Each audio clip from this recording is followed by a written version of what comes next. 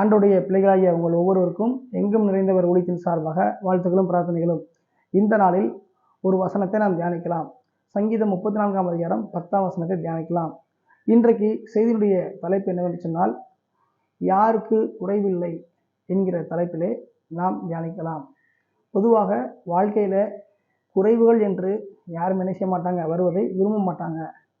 அப்போ ஒரு பண விஷயமா இருந்தாலும் சரி, அல்லது ஒரு பொருள் விஷயமா இருந்தாலும் சரி, அல்லது உடைமை விஷயமா இருந்தாலும் சரி, அல்லது மற்ற வீட்டு காரியங்களாலும் சரி, அல்லது தொழில் பார்க்குற இடமா இருந்தாலும் சரி, குறைவுகள் என்பதை யாருமே வருவதை என்ன செய்ய மாட்டாங்க, விரும்ப மாட்டாங்க. அது மாத்திரமல்ல, ஆவிக்குரிய ரீதியாக எடுத்துக்கொண்டாலும் ஜெபம் காரியத்தில் குறைவுவதை யாரும் விரும்ப மாட்டாங்க. வேதம் வாசிப்பது குறைபட்டால் யாரும் விரும்ப மாட்டாங்க. அடுத்து ஆண்டவரை ஆராதிக்கிற விஷயத்தில் குறைவு வந்தால் விரும்ப மாட்டாங்க. ஊழியம் செய்கிறதுல குறைவு காணப்பட்டால் விரும்ப மாட்டாங்க. ஆத்துமாக்கள் அதிகம் வந்துட்டு திடீர்னு வராமல் போனால் குறைவாக இருந்தால் அதையும் யாரும் விரும்ப மாட்டாங்க. அடுத்து அதிகமான நன்மைகள் தேடி வந்த பிறகு பார்த்தீங்க அப்படின்னா திடீர்னு குறைவு உண்டானால் அதையும் என்ன செய்ய மாட்டாங்க, யாரும் அதை குறைவுகள் வருவதை விரும்ப மாட்டாங்க.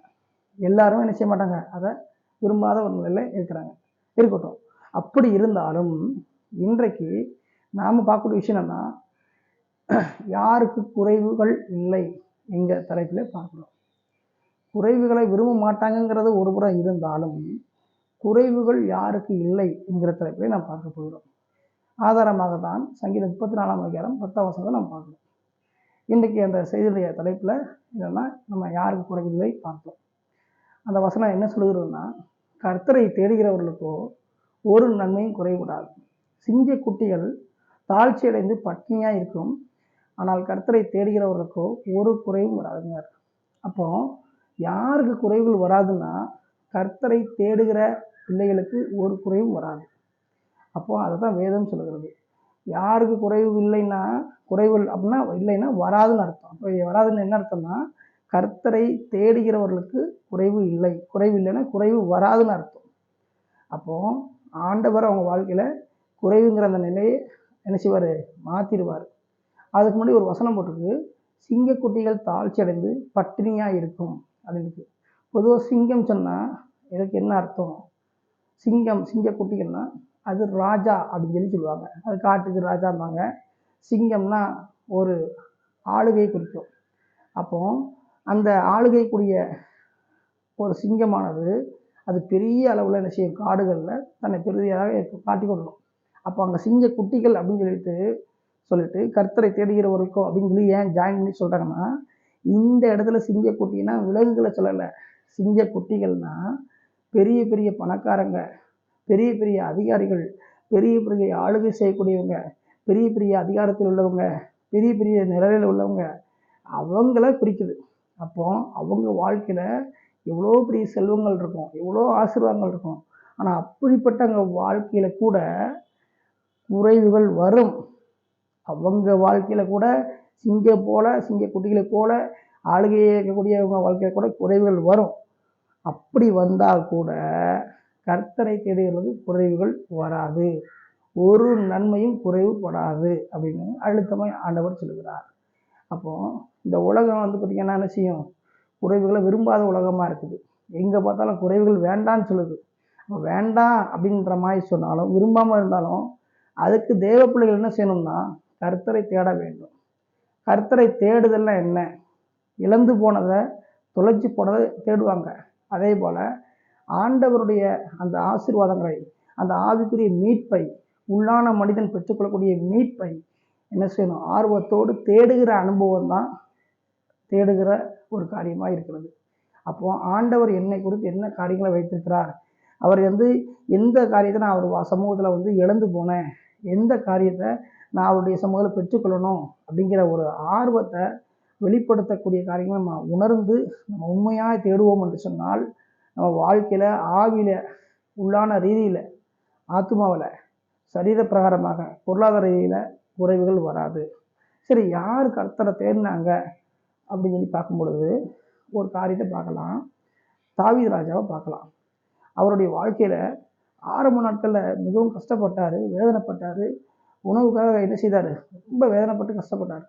ஆனால் அவர் ஆண்டவரை என்னைக்கு தேட ஆரம்பித்தாரோ அந்த நாட்களில் அவருடைய வாழ்க்கையில் நாளுக்கு நாள் ஒரு வெற்றியை யார்கிட்ட கொடுக்க ஆரம்பித்தார், காரியங்களை வாய்க்க ஆரம்பித்தார். எல்லாம் அவரை தேடி வர ஆரம்பித்தது.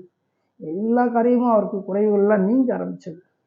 ஆவிக்குரிய ரீதியாகவும் அவருடைய வாழ்க்கை எல்லா காரியங்களும் கடவுளை தேடக்கூடிய விஷயத்தில் ஆவிக்குரிய ஆசீர்வாதமாக என்ன செஞ்சது, குறைவுகள் இல்லாமல் பெருக ஆரம்பித்தது. உள்ளான ரீதியாக கூட அவருடைய சிந்தனைகள், எண்ணங்கள் எல்லாவற்றிலும் கூட தேவ சித்தத்துக்கு என்ன செஞ்சார், அதில் குறைபடாமல் அப்படியே வளர்ந்துக்கிட்டே இருந்தார். ஆத்ம ரீதியாக அப்படி இருந்தார். சரீர ரீதியாகவும் என்ன செய்தார், பலன் குறையாதபடிக்கு வளர்ந்துக்கிட்டே இருந்தார். உலக ரீதியாகவும் அவர் என்ன செய்தார், அவர் கிங்காக கடவுள் அவரை வைத்து எல்லா வகையிலையும் சுற்றி இருக்கிற தேசத்துக்கு ஒரு நடுக்கத்தை அவரை வச்சு உண்டாக்குனார். அந்த அளவுக்கு அவரை என்ன செய்தார், ஒரு குறை இல்லாதபடிக்கு அவருடைய சம்பத்தை மிகுதியாக்குகிறார். அப்போ இதை கேட்குற ஒவ்வொருவரும் நம்ம எதெல்லாம் தேவ சமூகத்தில் இழந்திருந்தோமோ, எதெல்லாம் தொலைச்சிருந்தோமோ, அதெல்லாம் உணர்ந்து அதை புரிந்து கொண்டு அதை செய்து அதை மீட்டு கொடுக்கக்கூடிய ஒரு கர்த்தர் தான் உணர்ந்து கொண்டு அவரை உண்மையாய் தேடுவோம் என்று சொன்னால் நம்ம ஆவியில் ஒரு குறையும் வரவிட மாட்டார், நம்ம ஆத்மாவில் ஒரு குறை வரவிட மாட்டார், சரீர ரீதியாக ஒரு குறையும் வரவிட மாட்டார். மற்ற எல்லா வகையிலையும் நலன்களால் நிரப்பி நம்மை குறைவுபடாதபடிக்கு வைப்பார். பெரிய பெரிய ஆளுகையில் அதிகாரத்தில் உள்ளவங்க கூட குறைவுபட்டாலும் வந்தாலும் பட்டினி கிடந்து இருந்தாலும் நம்ம வாழ்க்கையில் இருக்காது. அதை புரிந்து கொள்ள வேண்டும். இரண்டாவதாக சங்கீதம் 34 இன்னொரு வசனம் பார்க்கலாம். யாருக்கு குறைவில்லைன்னு சொல்லும்போது அவருக்கு பயந்தவர்களுக்கு குறைவு இல்லை. இன்னைக்கு நிறைய பேர் நினைச்சாங்க, மனுஷனுக்கு பயப்படுறாங்க, பிரச்சனைக்கு பயப்படுறாங்க, பேய்க்கு பயப்படுறாங்க, நோய்க்கு பயப்படுறாங்க, சூழ்நிலைக்கு பயப்படுறாங்க, வருங்காலத்தை குறித்து பயப்படுறாங்க, எதிர்காலத்தை குறித்து பயப்படுறாங்க, எல்லா காரியத்தை குறித்து பயப்படுறாங்க, எப்படி சாப்பிட என்ன செய்யணும் அப்படி குறித்து பயப்படுறாங்க. இந்த மாதிரி பயந்தவங்களாங்க சொல்லலை. கர்த்தருக்கு பயந்த ஒவ்வொரு மனுஷன் வாழ்க்கையிலையும் ஒரு குறையும் வராது. மனுஷனுக்கோ சூழ்நிலைக்கோ உலகத்துக்கு பயப்படாமல் முழுக்க முழுக்க இயேசுக்கு மாத்திரம் பயந்து ஒரு மனுஷன் இருப்பான்னு சொன்னால் அவன் வாழ்க்கையில் ஒரு குறையும் எல்லா வகையும் வராது. அதுக்கு எடுத்துக்காட்ட யாரை பார்க்கலாம்னா உபதியாங்கிற ஒரு மனுஷனை பார்க்கலாம். ராஜாக்கள் புஸ்தகத்தில் ஆகாப் ராஜா காலத்தில் எலியா தீர்க்கதரிசியுடைய அந்த காலகட்டத்தில் பார்க்கலாம். ஒரு பஞ்சம் வருகிறது, ஒரு மிகப்பெரிய போராட்டம் வருகிறது, மழை இல்லை, தண்ணி இல்லை, எல்லாம் பஞ்சம், உணவு பஞ்சம். அப்படிப்பட்ட ஒரு சூழலில் குகைக்கு 50 பேரை ஒழித்து வைத்து அப்பமும் தண்ணீரும் கொடுத்து பராமரித்து வந்தாராம். அது எப்படிங்க, தண்ணி இல்லை, மழை பெய்யலை, உணவு இல்லை, விளைச்சல் இல்லை, எப்படி அவருக்கு கிடைச்சது? அப்போது ஆண்டவருக்கு அவர் உண்மையாக பயந்து அதிகமாக செயல்பட்டதுனால ஆண்டவர் என்ன செய்தார், வானத்தின் மன்னாவை திறந்து அற்புதமாய் அவரையும் போஷித்து குறைவில்லாமல் நடத்தினார். அவர் நிமித்தம் அநேக தீர்க்கதரிசிகளை பராமரிக்கவும் வைத்தார். எனவே இதை கேட்டுக்கொண்டிருக்கிற ஒவ்வொரு தேவ பிள்ளைகளும், ஒவ்வொரு வாலிப சகோதர சகோதரிகளும் பார்த்தீங்க, அப்போ நான் புரிந்து கொள்ளக்கூடிய விஷயம் தான், யாருக்கு குறைகள் இல்லை, அது எப்படின்னா யாருக்கு குறைகள் வராது அப்படின்னு பார்த்தோம். 2 காரியம், கர்த்தரை தேடுகிறவர்களுக்கு குறைவு வராது, எடுத்துக்காட்டாக தாவீதை பார்த்தோம். அடுத்து அவருக்கு பயந்தவர்களுக்கு குறை வராதுன்னு உபதியாக பார்த்தோம். அப்போ இவங்க வாழ்க்கையிலாம் நம்ம குறைவுகள் வராதுன்னு பார்த்தோம். இப்போ உங்கள் வாழ்க்கையில் நம்ம வாழ்க்கையில் வரக்கூடாதுன்னா, நம்ம ஆவி ஆத்மா சரீரத்தில் குறைவுகள் எந்த வகையிலும் வரக்கூடாதுன்னா நம்ம என்ன செய்யணும், அதை புரிந்து கொள்ள வேண்டும். கர்த்தரை தேடணும், தேடக்கூடிய விதமாய் தேடணும், தேடக்கூடிய பிரகாரமாய் தேடணும். சும்மா நானும் போகிறேன், நானும் தேடுறேன் அப்படி இல்லை. உண்மையாய் உத்தமமாய் எனக்கு அவர் தந்த மீட்பை என்ன செய்வேன், நான் அதை கண்டுகொள்வேன், அதை என்ன செய்வேன், இழந்து போனதை தேடுவேன், பெற்றுக்கொள்வேங்கிற உணர்வோட உறுதியோடு தேடும் பொழுது குறைகள் வராது.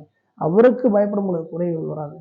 எனவே இதை ஒவ்வொருவரும் புரிந்து கொண்டு வாழ்க்கையிலே குறைவுகள் இல்லாதபடிக்கு, குறைவுகளை காணாதபடிக்கு நிறைவை பெற்றுக்கொள்ளும்படியாக அனைவரையும் எங்கும் நிறைந்தவர்களையும் வாழ்த்துகிறது. ஆமென்.